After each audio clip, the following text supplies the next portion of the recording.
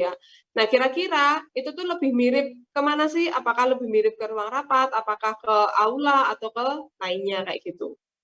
Ya, makanya kalian yang bisa mendefinisikan sendiri, kan kayak gitu. Karena itu tadi, kalian yang merencanakan, saya pengennya di sini buat apa, ya. Jadi nanti kalian bisa ketika seperti menunjukkan ke saya tanya kayak gitu, ini maksudnya ruang apa Mbak? Nah, itu kan bisa kalian mempertanggungjawabkan, bisa menjelaskan, oh maksud saya ruang ini tuh fungsinya hampir mirip Bu dengan ruang baca, misalkan kayak gitu. Cuman namanya aja yang beda. Itu boleh kalian pilih yang paling mendekati dengan fungsi ruangan yang sudah kalian buat. Oke, seperti itu. Nah, kemudian di dalam beban hidup, di materi kemarin juga, sebenarnya di tabelnya itu, kalau kalian sekarang buka materinya juga ya, di tabel 4.3.1, itu kan ada mulai dari hunian atau penggunaannya, kemudian besarnya beban meratanya itu berapa, di situ ada dalam 2 satuan, ya nggak? Ada 2 angka, yang pertama itu satuannya adalah dalam PSI force, ya. Kemudian ada juga yang satuan metrik dalam kilonewton per meter persegi. Ya, tinggal kalian sesuaikan aja. Seperti yang di contoh ini adalah yang dipakai bebannya dalam satuan kilonewton per meter persegi. Oke, selanjutnya, nah di situ ada tentang reduksi beban hidup. Ya, di dalam tabel 4.3.1, ya, reduksi beban hidup, di situ ada keterangan ya atau tidak, ya. Nah, di situ, bentar, di sini ada nggak? Oke, nggak ada. Maksudnya kayak gini, kenapa kita perlu mereduksi dari beban hidupnya? Kaitannya adalah, atau filosofinya adalah seperti ini. Beban hidup itu kan erat kaitannya dengan penggunaan dari peruangannya atau penggunaan dari gedungnya, kayak gitu ya. Jadi kalau ada teori tentang probabilitas, ya, tentang peluangnya kayak gitu, kan nggak mungkin dalam setiap harinya gedung itu akan difungsikan secara penuh. Maksudnya penuh itu gimana? Maksudnya itu semua orang masuk ke semua ruangan yang ada di dalam gedung itu. Jadi keisi full dalam setiap harinya itu kan nggak mungkin ya. Jadi mungkin ada sebagian orang yang sekarang di ruang rapat, ada sebagian orang yang di ruang baca, ada yang sebagian orang yang ada di lobi dan sebagainya. Pasti dia kan akan tersebar. Nah, kan seperti itu. Nah, karena adanya probabilitas seperti itu, makanya di sini ada yang namanya reduksi. Sebenarnya nggak perlu kita masukkan full angka-angka yang ada di sini, gitu. Nah, di SNI itu ada aturannya. Ruang apa saja yang boleh direduksi? Kalau di situ tertulis ya, berarti beban hidup yang ada di penggunaan ruang itu dia boleh direduksi. Yang tentunya pasti nanti akan ada syaratnya lagi. Ya, tetapi kalau ada yang tulisannya tidak kayak gitu, ya, berarti di situ tidak boleh direduksi, ya. Kita harus pakai angka-angka yang ada, yang tertera di besarnya beban meratanya itu. Itu sudah kekunci nilainya, ya sudah pasti sekian. Dia tidak bisa direduksi. Nah, kalau boleh direduksi, sebenarnya rumus yang dipakai adalah ini, yang ada di yang saya share ini. Jadi ada L sama dengan L0 dikalikan di yang ada di dalam kurung ini. 0,25 ditambah 4,57 per akar dari KLL dikalikan dengan AT. Gitu ya. Nah, rumus yang ini adalah dalam satuan metrik. Kalau nanti satuannya bukan metrik ya, kalau kalian pakai yang PSF tadi, angkanya itu bukan lagi 0,25 sama 4,57. Nanti kalian bisa sesuaikan, lihatnya di mana, lihat di SNI ini. Oke, ini kan juga masih pakai yang lama ya. Kita kan sebenarnya sudah punya SNI 1727 tahun 2020. Jadi ini hanya sebagai contoh, nanti kalian bisa sesuaikan lagi.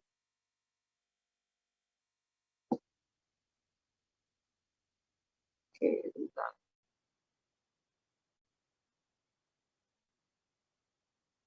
Nah,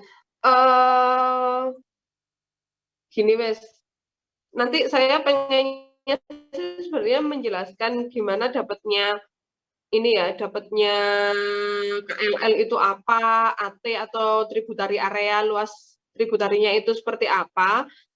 Tetapi saya akan kesulitan kalau saya ini pakai HP dan banyak materi yang masih tertinggal di laptop saya, jadi saya nggak bisa leluasa untuk menerangkan, ya. Jadi, tugas kalian maksudnya gini, kalian mulai kerjakan, mulai cicil ini ya, di subbab 1.1 sampai dengan subbab 1.4, tetapi sampai di beban mati sama beban hidupnya aja. Yang kalian perlukan adalah kalian, buat tabel-tabelnya kayak gini, ya, yang saya bilang tadi, kalau denahnya belum fix, segera kalian fix-kan, ya, sehingga kita akan bisa mengetahui kegunaan dari ruang-ruang yang kita punya. Dan kita bisa menentukan besarnya beban hidupnya itu nanti berapa. Gitu, ya. Jadi, kalian mulai bisa berprogres di laporan tugas besarnya ini nanti. Gitu. Jadi, sedikit saya jelaskan, kalian juga mulai, dicicil juga. Karena biasanya kalau saya penjelasannya di awal kayak gini, kalian ngerjakannya masih nanti-nanti, nanti keburu lupa, gitu. Ya nggak? Oke. Mungkin, ada yang mau ditanyakan dulu. Karena itu tadi ya yang saya sampaikan, di Senin itu ya saya usahakan sih bisa, tapi masih kan yang saya bilang ya, kita kan di DSG ini kan dipecah jadi 2, karena ini juga mata kuliah praktek kan memang waktunya itu kan panjang. Jadi memang harapan saya sih kalau misalkan saya berhalangan untuk memberikan materi, kalian bisa gunakan waktunya. Jadi bukan berarti kalau saya nggak bisa terus kosong, enggak. Tapi kalian bisa gunakan waktu kuliah kita untuk mengerjakan progres tugas besarnya. Gitu ya. Jadi jangan sampai ketika saya nggak bisa memberikan materi, ya sudah wes kosong aja nggak mau ngapain, jangan kayak gitu ya. Tapi tetap kalian harus melakukan progresnya itu. Ya, makanya di sini paling tidak nanti kalian upload progresnya itu ya dalam bentuk PDF. Jadi mulai dari cover, lembar pengesahan, kalau ada kata pengantar gitu boleh dikosongin dulu, paling tidak sampai subbab di 1.4 tentang sistem pembebanannya itu. Kayak gitu ya. Nah, jadi karena di hari Senin nanti itu juga masih kalian gunakan untuk mengerjakan, saya maunya di hari Senin itu sudah ada upload progres tugas besar tentang pengerjaan mulai dari subbab 1.1 sampai 1.4. Di 1.4-nya pun itu juga masih saya batasi mulai dari beban mati sampai beban hidup saja. Karena kan yang di bawahnya kan masih sebenarnya ada beban angin, beban gempa gitu kan. Itu nanti aja ketika saya sudah memberikan penjelasannya juga. Jadi kita bertahap juga kayak gitu, biar nggak kebanyakan juga di kalian. Gitu ya, bisa dipahami kah? Bisa, Bu. Terima kasih, Bu. Oke. Nah, sebenarnya juga di materi yang sudah saya share itu, di awal-awal itu kan ada yang tahu nggak? Di situ kan ada tentang plat ya, lagi-lagi di apa namanya, di situ ada tentang plat ya, ada one way slab atau two way slab ya, plat satu arah dan plat dua arah. Saya rasa sekarang ini karena saya sudah berikan materi yang sebelumnya, apa yang membedakan plat satu arah dan plat dua arah? Berarti harusnya sekarang sudah tahu jawaban benernya itu kayak gimana.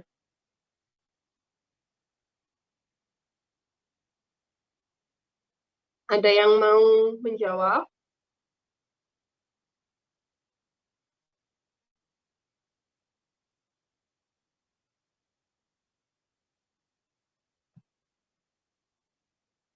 Atau ada yang mau bantu saya untuk share materinya?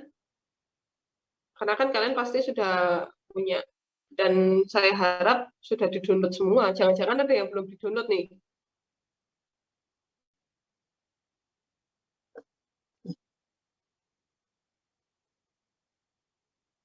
Yang lainnya yang masih off cam, masih ada di Zoom ya? Ya, Bu. Masih, Bu. Oke, ini masih aman kok baterainya. Pokoknya nanti kalau saya tiba-tiba keluar, berarti ya wis nggak ada yang selamat baterai di HP maupun di laptop. Ini yang di Malang nggak ada yang mati listrik. Apa cuma di daerah saya aja? Ada daerah mana? Saya di Sukun, di daerah Bandulan situ. Nggak ada ya? Nggak ada. Ya wis. Rezeki saya berarti.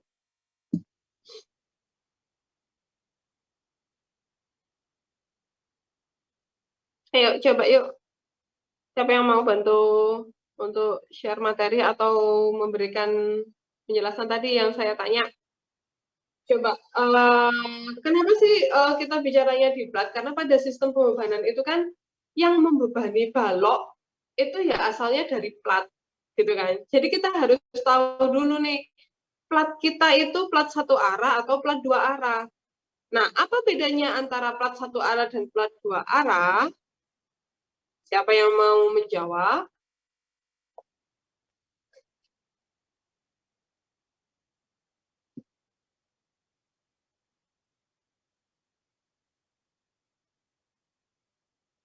Atau siapa yang mau share materinya? Jawab, Bu.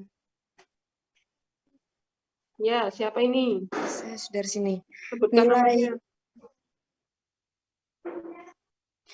Sudah sini, nilai panjang dibagi, kalau plat satu arah itu nilai panjang dibagi lebarnya lebih dari 2, kalau plat dua arah nilai panjang dibagi lebar kurang dari 2.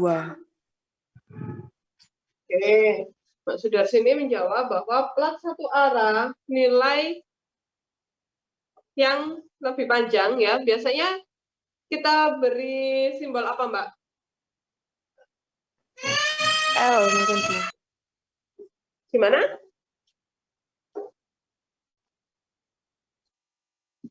Apa, Mbak?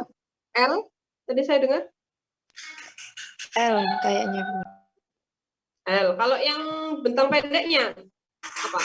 X. X. Oke. Mungkin ada yang lain. Gimana? sama R. Oke, Mbak Novia bilang melengkapi LY sama LX. Oke, gitu ya. Ada juga yang bilang L tadi benar, tapi bawahnya itu W, L per W. Ada yang seperti itu juga ya. Jangan bingung masalah simbol. Yang penting adalah rasio dari bentang panjangnya dibagi dengan bentang atau sisi yang pendek itu lebih dari 2 untuk yang plat satu arah. Ya nggak? Nah, ketika rasio sisi panjang dibagi dengan sisi pendeknya itu kurang dari 2, ya, itu plat kita diidentifikasikan sebagai plat 2 arah. Oke, nah berarti pada materinya ya, di slide-nya yang pertama, di halaman pertama ya, setelah judulnya itu, di situ kan kalian disuruh tuh mengidentifikasikan kalau platnya ukuran sekian kali sekian, berarti itu termasuk plat satu arah atau 2 arah, ya nggak? Kira-kira bisa nggak berarti menjawab pertanyaan yang ada di halaman pertama materi kita? Bisa, Bu. Bisa ya, coba sih dikasih contoh. Ini saya sambil buka dari HP materinya. Ini PowerPoint. Kalian juga buka materinya kan? PowerPoint-nya mau di-share screen. Iya, silakan bisa dibantu Mbak Hemia. Di Di accept dulu Bu ini. Buat share screen. Nah, kalau saya dari HP itu cara untuk enable screen-nya di mana ya? Saya jarang pakai HP. Nggak bisa ya? Atau gini deh, Mbak Hemia, saya buat jadi co-host biar dia bisa share screen. Dah, silakan.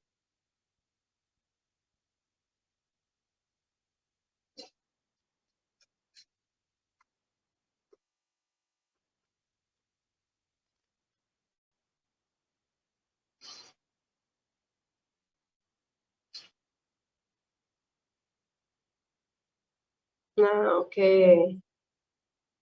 Nah, itu ada plat A, B, C, D, E gitu ya. Plat A ukurannya adalah 3 kali 1,5 meter. Kira-kira dia termasuk plat 1 arah atau plat 2 arah? 1 arah. Plat 1 arah tadi siapa yang jawab, Mas Fahmi kah? Saya. Oh, Mas Iqbal. Oke. Reza Bu, Reza Bu. Oh, Mas, sorry. Kan Ahmad Rasandria. Iya Bu. Nah, ini kan soalnya yang on cam cuma Mas Iqbal, Mas Fahmi, Mas Ahmad. Saya nggak tahu siapa yang ngomong itu tadi ya. Oh, ini Mas Afraf juga muncul. Oke, Mas Ahmad Rasandria, plat ukuran 3 kali 1,5 termasuk plat 1 arah tadi katanya? Iya. Oke, dapatnya dari mana, Mas?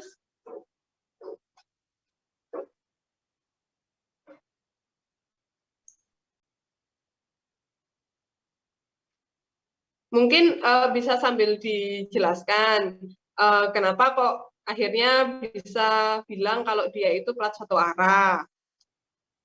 Jadi biar teman-temannya juga tahu dapatnya dari mana tuh.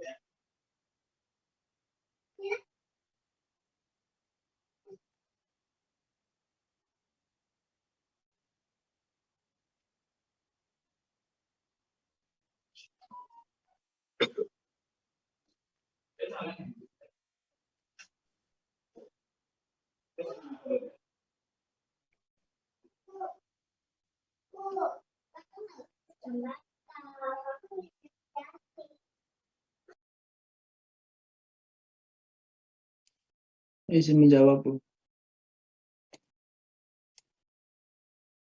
Ya, silakan. Itu ya Loh, Bu. ini Mbak Heminya jangan diubah-ubah, nanti teman-temannya bisa baca WA-nya nanti. Dari 3/1,5 Bu ya. Oke, berapa hasilnya, Mas? 2 Bu. 2. Nah, kalau 2, dia masuk mana? 1 arah apa 2 arah? 1 arah Bu. Oke. Tadi Mas Ahmad Trisandria nebak-nebak aja atau gimana nih? Ya karena perbandingannya itu. Oke, kenapa tadi nggak dijawab? Padahal tahu ya dari mana. Jadi ketika kita tahu dimensi platnya, kita akan tahu mana yang jadi LY, mana yang jadi LX, ya nggak? Sudah jelas kan? LY adalah sisi yang paling panjang. Antara 3 sama 1,5 mana yang lebih panjang? 3 meter pastinya. Berarti LY-nya adalah sebesar 3 meter. Kemudian LX-nya adalah yang pendek, sisi pendeknya, berarti yang 1,5. Kita bikin rasionya. LY dibagi LX. 3 dibagi 1,5. Hasilnya adalah 2. Syaratnya tadi apa yang sudah disebutkan Mbak Sudarsini tadi? Saya lengkapi ya. Untuk plat 1 arah, rasio LY per LX-nya lebih besar atau sama dengan 2. Ketika nilainya 2, berarti dia termasuk plat 1 arah atau one way slab. Bisa dimengerti sampai sini? Bisa Bu. Saya. Oke, nah kemudian Untuk yang B saya rasa hampir sama. Nah, sekarang yang C nih. Yang C ini ukurannya sama antara LY dan LX-nya karena dia ukurannya sama-sama 3 meter. Oke, kita akan mendapatkan LY per LX-nya. Nah, berarti plat C ini termasuk one way atau two way, plat satu arah atau plat dua arah? 2 arah, Bu. Oke, 2 arah. Karena LY per LX-nya itu 1 kurang dari 2. Ya. Kenapa kok pakai 2, Bu? Kenapa kok lebih dari 2? Kenapa kok kurang dari 2? Nah, itu sudah ada di aturannya. Oke. Nah, kemudian kenapa kita perlu tahu dia plat satu arah atau plat 2 arah? Itu nanti ada hubungannya dengan sistem pembebanan pada platnya. Mungkin Mbak Hemia bisa minta tolong diturunin. Ini sih slide selanjutnya itu perbedaannya lagi ya. Jadi masih tentang perbedaan antara plat satu arah dan 2 arah. Kalau plat satu arah itu dia melendutnya itu hanya di satu sisi. Kalau plat 2 arah dia melendutnya itu di 2 sisi, kayak gitu-gitu ya. Itu saya rasa saya dulu kayaknya pernah ngasih materi itu. Kemudian ini rasionya tadi yang sudah saya bahas. Kemudian ini juga masih tentang bendingnya atau lengkungnya, melendutnya tadi itu. Oke, ini sama dengan slide yang ketiga tadi. Selanjutnya, ini tentang supported atau tumpuannya. Ya enggak? Biasanya kalau plat satu arah dia ditumpu di 2 sisi yang saling berhadapan saja. Kalau di plat 2 arah dia selalu ditumpu di keempat sisinya. Ya, kayak gitu. Oke, lanjutnya. Nah, bedanya juga ini juga masih sama ya. Ini contoh dari penggunaan ya, realnya seperti apa. Support ini juga sama seperti yang di sebelumnya, tumpuannya. Oke. Ke bawah. Nah, perbedaannya lagi apa? Perbedaannya ada di main bars-nya atau di tulangan utamanya. Masih ingat nggak? Kalau plat satu arah, tulangan utamanya hanya ada di satu arah saja. Ini kan? Terlihat di gambar yang sebelah kiri. Tetapi kalau di plat 2 arah, ya tulangan utamanya ada di 2 arahnya, arah X maupun arah Y-nya. Kayak gitu. Nah, makanya kenapa penting sekali kita harus bisa mengidentifikasikan plat itu? Karena ke bawahnya, perencanaannya itu akan berbeda. Oke, bisa diterima ya? Bisa dimengerti? Ya, Bu. Ya, terus bisa ke bawahnya lagi. Ini tentang thickness-nya atau ketebalannya. Jadi kalau ketebalan dari plat satu arah berkisar antara 100 sampai 150 mm atau 10 sampai 15 cm. Kalau two way slab atau plat 2 arah 10 sampai 20 cm. Oke, ini bisa kalian baca juga nanti. Bawahnya lagi, ini juga masih tetap sama arah dari bending momennya tadi. Ke bawah lagi, ini sama ya. Jadi harapannya kan yang pertama tadi itu sebelum tahu penjelasannya, jadi kalau masih ada yang salah-salah di sini kita bisa benerin. Kira-kira jadi plat A ini 1 atau 2 arah, plat B apa kayak gitu. Oke, lanjut. Nah, ini adalah sistem pembebanannya nanti. Jadi kalau kalian tahu di dalam sistem pembebanan gedung, ya, itu kan beban yang ada di plat akan kita transfer dia ke balok-balok penumpunya. Oke. Nah, sorry.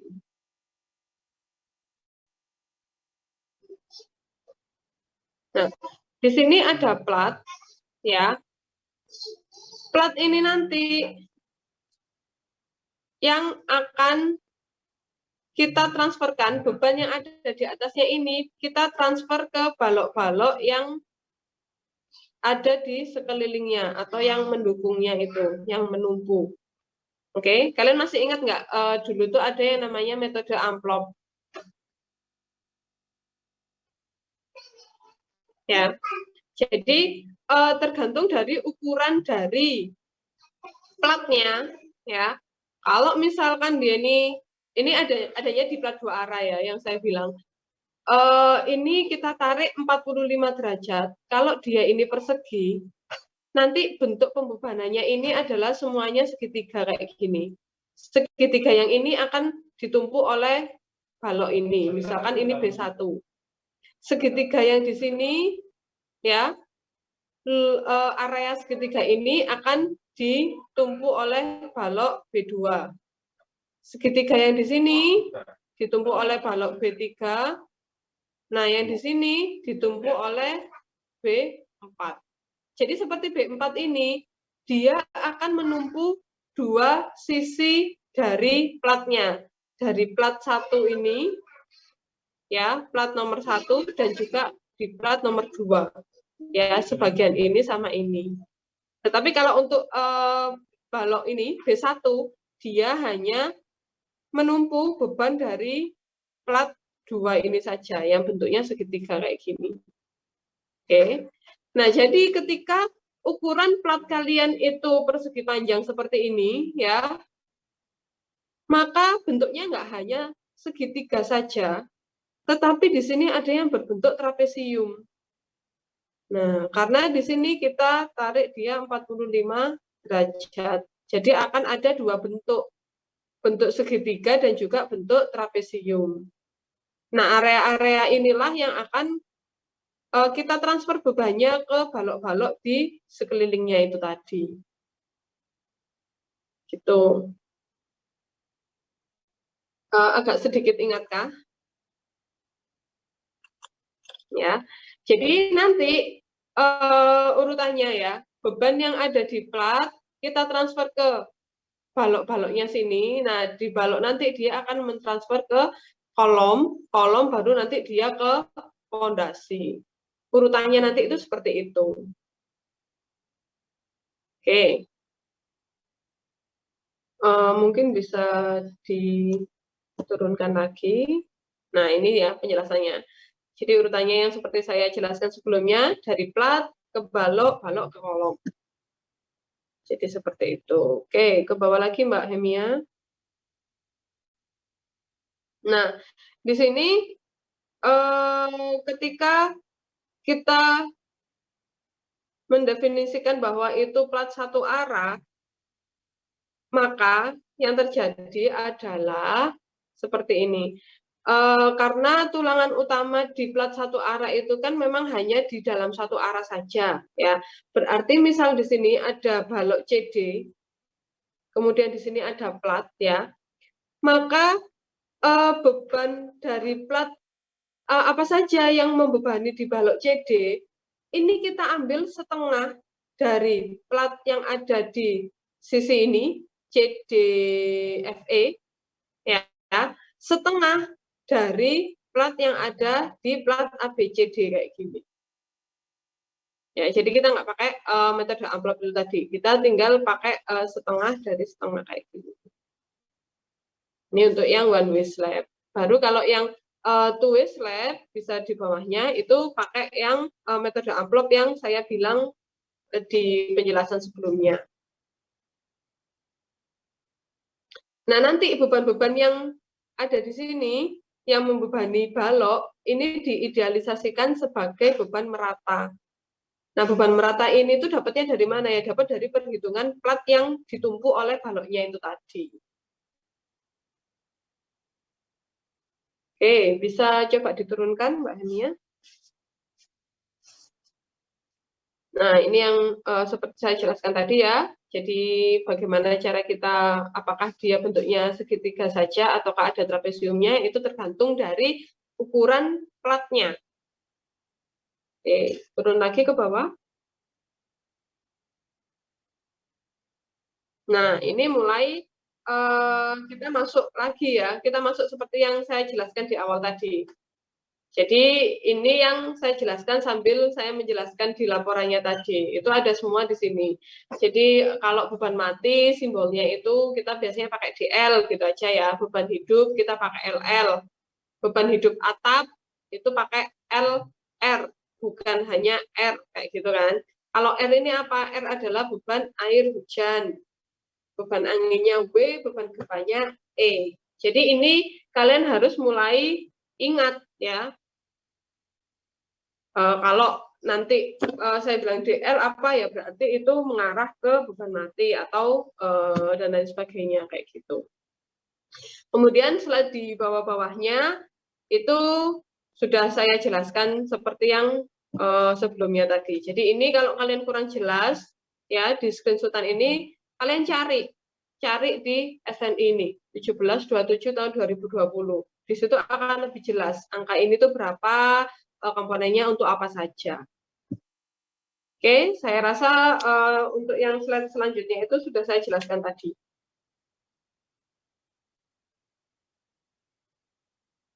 Kemudian coba yang direduksi aja Mbak Hemia. Tadi kan saya belum sempat jelasin yang paling bawah. Nah, stop. Agak atasnya tadi yang di tabelnya tadi. Oke, nah di tabel beban hidupnya tadi Mbak. Oke, stop di sini. Nah, ini kan kurang jelas ya. Jadi kalian bisa lihat sendiri nanti. Maksud saya tadi yang di sini, ini ada penggunaannya sebagai apa? Oke. Kemudian ini besarnya beban merata atau L0-nya. Nah, di sini reduksi diizinkan apa enggak kayak gitu kan. Nah, ketika di sini ada ya, dia merujuk ke pasal berapa kayak gini, berarti untuk ruang kelas kita bisa mereduksi dengan ketentuan yang akan diatur di pasal selanjutnya. Ketika dia tertera tidak seperti ini, ya berarti untuk penggunaan ini nggak bisa direduksi. Ya mau nggak mau kita harus pakai angka yang tertera di tabel ini. Maksudnya adalah seperti itu. Ya. Kemudian ke bawah, cara kita mereduksinya, kita pakai rumus yang tadi itu. Bawah, Mbak. Nah, stop. Oke. Sorry. Nah, di sini kan ada penjelasannya ya. Semua beban hidup terdistribusi merata minimum lainnya, ini kan sesuai dengan pasal dengan tabel 4.31 dapat dikurangi atau direduksi kecuali bisa dibaca nggak itu kecuali beban hidup apa? Saya ketutupan itu. Kecuali beban hidup atap tuh. Oke, kecuali beban hidup atap. Nah, berarti kan beban hidup atap nggak boleh direduksi. Intinya kan seperti itu. Nah, kemudian ini komponen struktur yang memiliki KLL dikalikan dengan AT lebih besar atau sama dengan 37,16 meter persegi. Diizinkan untuk direduksi dengan menggunakan rumus ini tadi. Sehingga kita harus cek dulu apakah KLL dikalikan dengan AT-nya itu memenuhi syarat ini. Ketika KLL dikalikan dengan AT-nya itu kurang dari syarat yang ditentukan, maka kasus ini dia tidak boleh direduksi. Bisa jelas? Jelas ya? Jelas, Oke. Bu. Jadi KLL ini apa? Di sini sudah ada keterangannya juga. KLL adalah faktor elemen beban hidup. Merujuknya ke tabel 47.1. 4.7.1. AT itu apa? AT adalah luas tributari atau tributari area. Gitu kan? Nah, di sini ada juga dua ini ya. L lebih besar sama dengan 0,5 L0 untuk mendukung satu lantai. Sedangkan dia harus lebih besar atau sama dengan 0,4 L0 untuk komponen yang mendukung 2 atau lebih lantai. Nah, maksudnya ini kayak gimana? Jadi, ketika kita dapat nilai L dari hitungan rumus ini, kita harus cek lagi dengan syarat 2 ini. Kalau kasus kita hanya mendukung satu lantai, maka nilai L yang kita dapatkan dari rumus ini harus lebih dari setengah dari L0-nya. Kalau ternyata kita bisa coba pakai L0-nya, kan kita lihat di tabel di atasnya tuh. Misal L0-nya itu, ini misal ya, L0 yang dari tabel itu 2,84 gitu ya. Kemudian kita cek L yang didapatkan dari rumus, itu misalkan 1,1. Gini ya, ini kan dalam kilonewton meter persegi.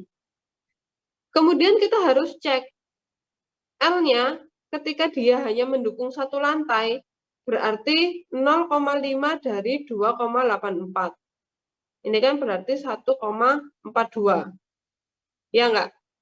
Nah, ternyata ketika kita menghitung dari rumusnya itu ketemunya 1,1, kita cek 1,1 itu lebih enggak dari 1,42?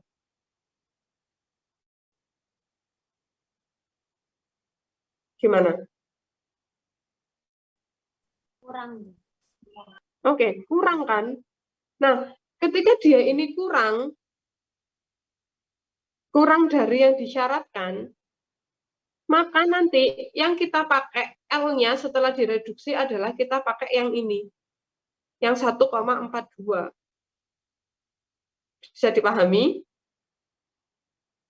Ketika L yang dari rumus, ini ketemunya ternyata 1,62, ya berarti yang akan kita pakai adalah L yang didapatkan dari rumus itu tadi.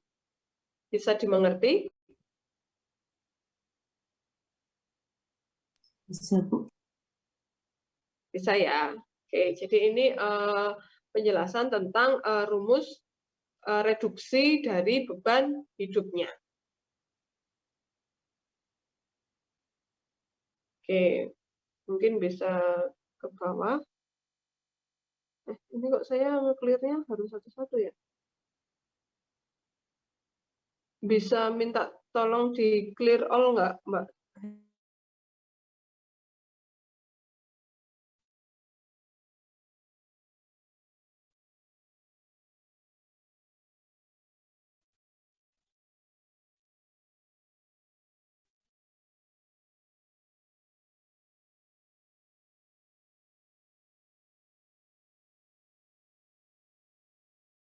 Platnya